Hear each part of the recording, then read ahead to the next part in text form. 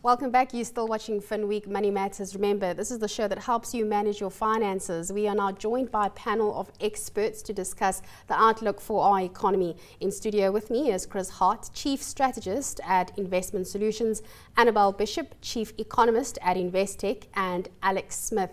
He's an economist at F&B. Gentlemen and lady, thank you so much for joining me. I'm surrounded by great minds. Annabel, let me start with you. This week, everybody was watching to see what Fed Chair Janet Yellen would say, and we've got all of this other news that is unfolding with Greece. Let's maybe go back to the Fed and maybe try and understand what is the next logical step that you think the MPC committee there might decide on. Well, I think we've seen some interesting comments come out of the Federal Reserve Bank, or as you say, the Central Bank of America, their MPC committee. And essentially they have been looking very closely at their economy and also economic growth. But interestingly, they've implied that they could actually hike by less in terms of interest rates this year. And that could be a slower trajectory as well going forward as well. And I think that's really key, because the implication for South Africa means that we may potentially also see a somewhat more moderate interest rate cycle on the back of what happens in the United States, should this be the case. And of course, where this really comes from, besides the actual movements in interest rate differentials and monetary policy, is that if we do not see very substantial interest rate hikes this year in the US, we can actually see potentially less money flowing out of South Africa and less impact on the rand. And the rand's very key for monetary policy in South Africa. Rand weakness tends to push up inflation. Meaningful rand strength can actually moderate it. Annabel, Chris has just said that if the US is hiking, so we're most likely to hike, is this where we're going? And maybe more importantly, are we ready? I take the view that interest rates were lowered too much already in the previous cycle, and that the reason for our low growth is not because of where interest rates are. It's more because of other policy mistakes that we're making. And that because of that, the Reserve Bank is sitting with this dilemma. You know, inflation is high with upside risks and growth is low with downside risks. That's a stagflation condition. And we're doing everything in our power that, how can you say, reinforces stagflation, raising tax rates, keeping interest rates low. And basically that was exactly the opposite of what was done at the end of the 70s to try and, you know, end deflation or stagflation. Then there's of course other secondary effects. So we've got policy direction, which is a problem. That's the primary reason why we're not growing. And then the secondary reason is we've got other physical things like Eskom and that type of thing, which is also constraining the ability to use existing capacity. So that's really the big difference. So I think that irrespective of what the Fed does, the events may be being taken away from the central bank. They may well be forced to hike rates regardless, especially if the rand starts to weaken, not because of what's happening in US interest rates, but because our economy doesn't get off the ground and some capital starts to go to better opportunities. Alex, let me bring you in here. We've already painted the picture of the impact of the US and what this will do to our local currency, inflation and so forth. But have we already started to see the impact or the flow of funds moving away from emerging markets like South Africa towards more developed markets? Yes, I think we have seen that. Probably 2013 was one of the best years for South Africa in terms of capital inflows. And since then, we've actually struggled to attract capital, particularly this year in terms of bond flows. They've basically been net flat for the year. We've attracted some equity inflows. But in general, the sentiment towards emerging markets has been quite weak this year. And it's unsurprising when one considers what's been going on, not just in South Africa, obviously with a challenging growth backdrop, but also in other big emerging market economies. For example, China's growth has been slowing, and there's quite a lot of concern there around a significant debt burden in the private sector, and also perhaps a toppish equity market. You've got Brazil that's fallen into a recession, and Russia that's fallen into a recession, and various other concerns around geopolitics in various emerging market economies. So general sentiment towards emerging markets is not that sound.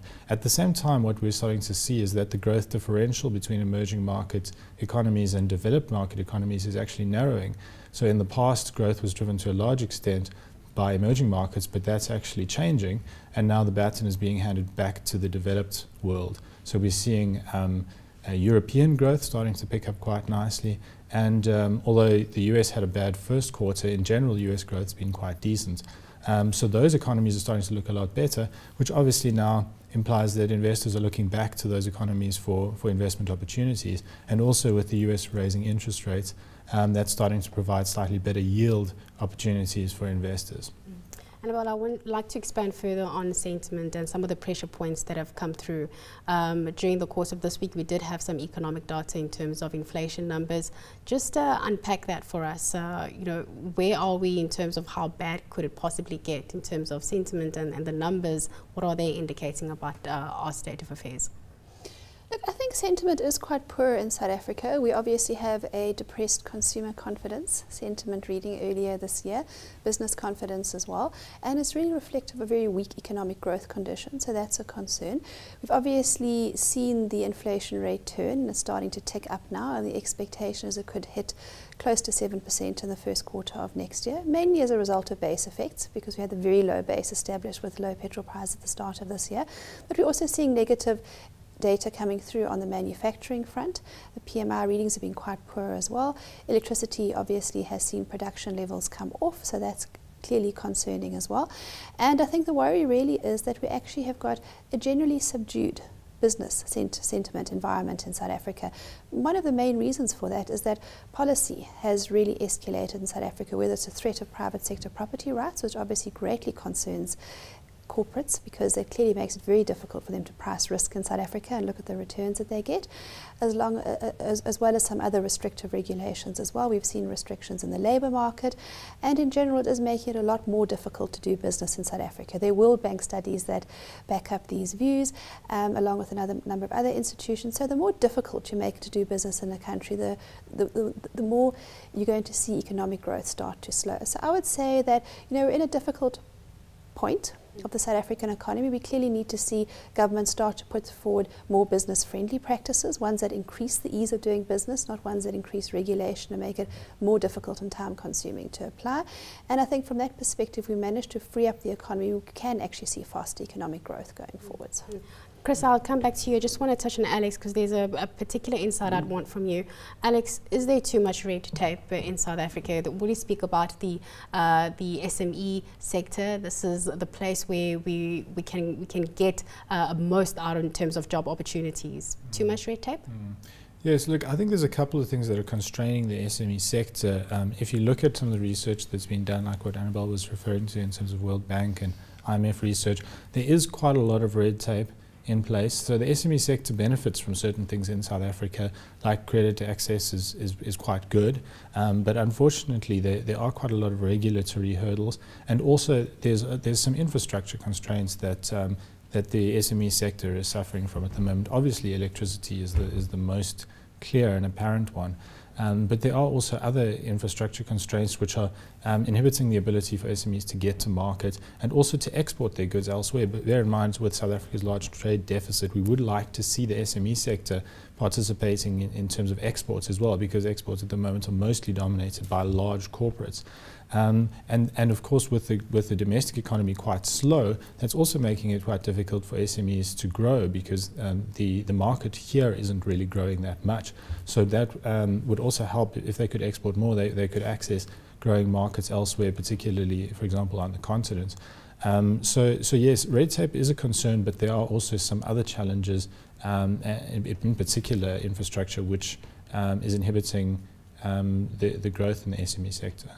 Chris, I'd like you to come in here. Alex was talking about growth elsewhere on the African continent, but I was eavesdropping on a conversation earlier on you had with Annabel, and it was with regards to infrastructure that Alex touched on. And you said something interesting about infrastructure doesn't create jobs. No, exactly, and I think one needs to appreciate investment in businesses do, okay? And that's why it's so important that we actually, create that space. So how do you get investment in businesses? Well, firstly, your large corporates is where our savings sit. That's about 14% of GDP. The rate of savings is about 14% of GDP. That's virtually entirely in the actual corporate sector.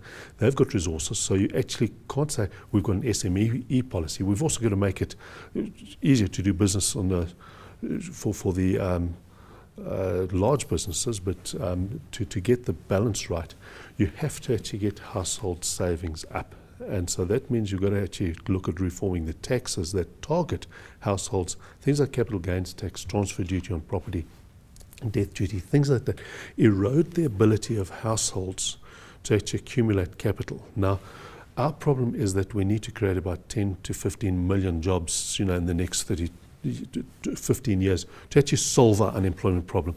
That means actually generating 2 to 4 million new small businesses. Okay, that can only be funded through household resources. That's how small businesses start. So that's why it's important to do that. And then you've got to shift the regulations. Not to say that we don't have rules, okay, but your rules should not require economies of scale to be compliant. And that's the problem with these process-orientated regulations, is that they really shut the small, medium business sector out of the formal economy. Your micro enterprises, in other words, your more desperation activity, your robot vendors and fruit vendors on the street, they get attacked by the authorities instead of actually trying to build their capital base so that they can progress from micro to small, from small to medium, medium to large. That helps feed the stock exchange, for instance, as well. These are critical things, and we're not getting that right at all. To me, they're major mistakes. Eating seeds and wondering why we're not getting harvests. That's what these taxes are about. Regulation. If a company is sitting with a cost structure, they've got to control it of the larger area. If your regulatory compliance costs are shooting out, there's less money available then to grow the business, and that's across the economy. Chris, I have to stop you there because we're almost out of time. I'd like to get closing comments. I do understand that when you said it's about policy and having, the right regulatory compliance. Annabel, from you, your closing comments, what could possibly make it better for us? And then Alex, I'd like to get a comment from you. Well, I certainly think that South Africa needs to have a more dynamic economy, one that has a lot less restrictions in the labour market.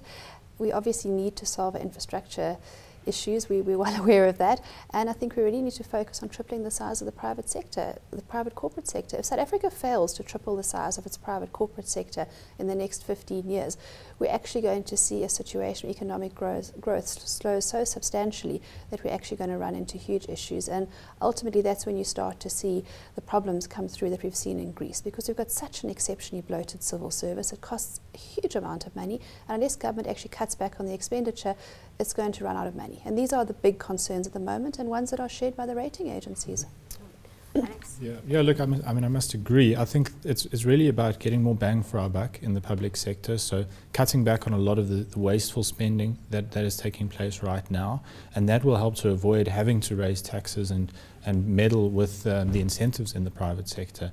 And then beyond that, I think it is really about creating an environment that does foster investment. And we need to look at the rest of the world and see what the successful countries are doing in terms of boosting investment and also in terms of creating certainty. So it's not just about the right policy, but it's also about communicating that policy firmly and making sure that you don't change your mind and then change things regularly and create investor uncertainty. So we need certainty, and we need public sector spending that's far more efficient.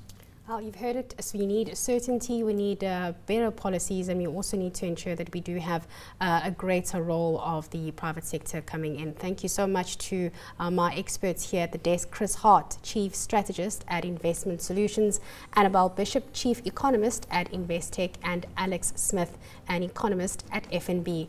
That's it for this week's edition of Finweek Money Matters. Please note that you can go and get yourself a copy of the latest edition of Finweek in stores. It is available in stores and also online. From myself and the rest of the team, see you again next time.